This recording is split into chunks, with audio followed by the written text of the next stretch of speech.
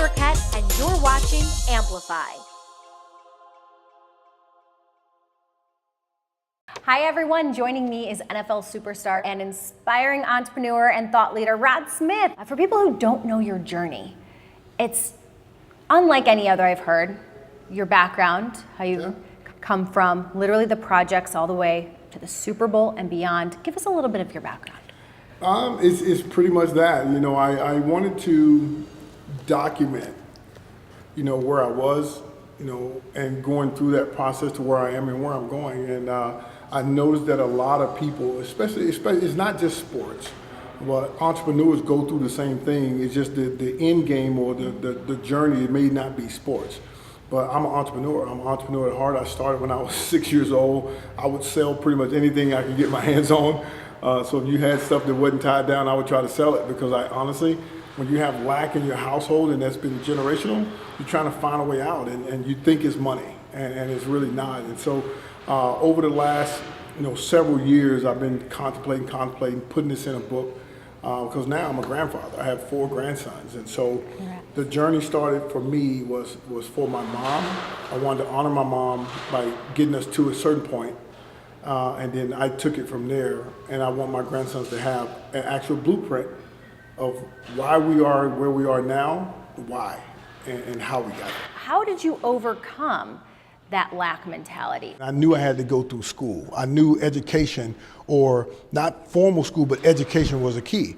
And so I was a very good student. I graduated even college with over 3-point GPA, and but I thought that was the way out.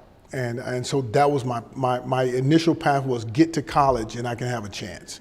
And so that's where it kind of started. But I've always done sports, because sports kept me out of trouble, because you got to go to practice and you get a place to burn off some anger, honestly, some anger, some frustration. You can do it through sports. So I played every sport there was: basketball, football, baseball. We played in the yard 24 hours a day. I was playing sports if I wasn't asleep. Literally, I just loved sports, but I also was a student. And so I was real different, because school was very important to me, because remember, in my head, I put it that was my way out.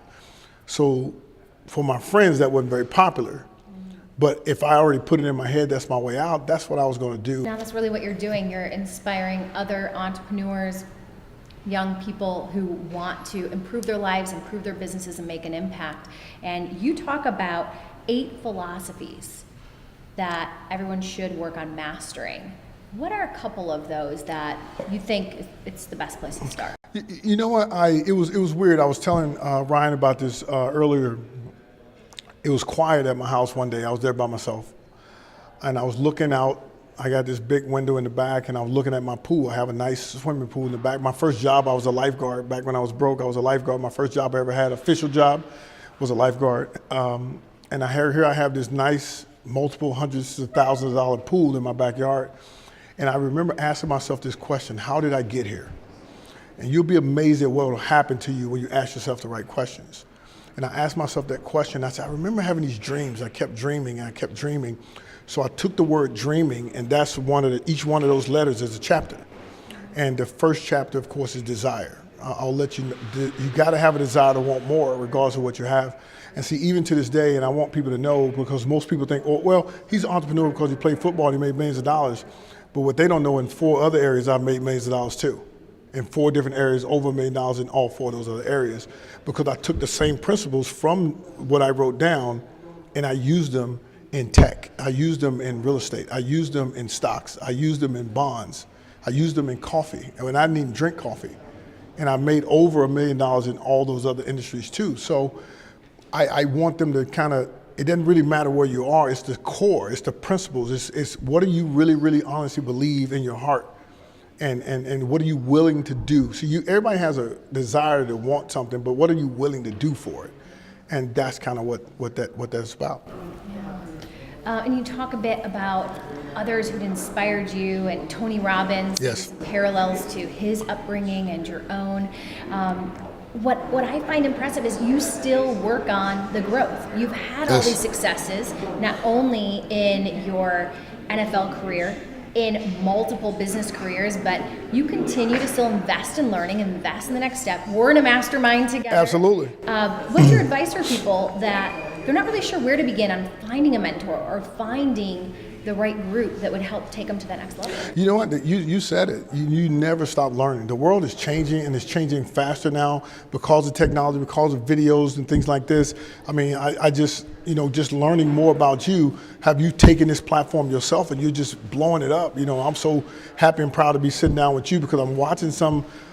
It reminds me of what life is really about. You take the gift you have and you use that gift, and it's good enough. Most people don't think their gift is good enough. Remember, you're one step ahead of the people who want to be where you are. And that's all you got to do is be one step ahead. And for me, like Robert Kiyosaki, next week is a crazy week for me because I have another mastermind 3-day with Robert Kiyosaki next week that I'm scheduled to attend that, as well as the one that we're in the 2 Comma Club that's scheduled at the same time. So I'm kind of in a quandary of what I'm going to do. But the thing is I will spend, there's really no limit what I'll spend on education. There's no limit to me. I make money to spend it more on learning more than before I'll go buy shoes or clothes or something like that. I'd rather buy a book, I'll buy a seminar, I'll buy a tape, I'll buy that because it's something I don't know. And one of the other things is too, I never want to be considered a dumb jock. So that was always the stigma growing up. Most athletes are dumb, and I graduated college with 3 degrees in business because I wanted to be different. I want to be completely different. So when a person looks at me, they'll say, he's the business guy who happened to play football instead he's the football guy who does business. Well, in my defense, I only said that because you even got it on the book. Of course you're the business guy. That's how we know you in our 2 X group. But today you're speaking with the Entrepreneur Organization. What do you hope that these entrepreneurs and business owners are going to walk away with? First of all, I appreciate Ryan for inviting me over here. I've never been to Grand Rapids, and a beautiful city. I like the weather's not too cold right now. But the thing is as entrepreneurs, we all go through the same things. And sometimes you need to hear it from a different perspective. I can promise you the things I share with them about, some of them will be football related, but it's really life related.